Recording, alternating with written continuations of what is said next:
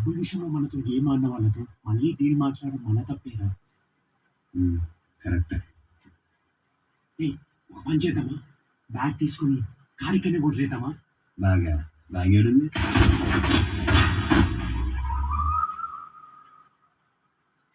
Bag కోట్లన్నీ అయిపోయినాయా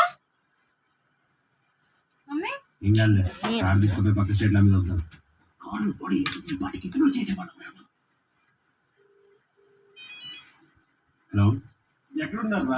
జల్దీ హాస్పిటల్కి రండి. నాన్న కోమాలోకి వెళ్ళాడంట.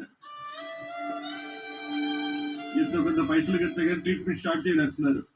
నాకేం చేయాలో తెలుస్తలేదురా. డబ్బులు ఓకే.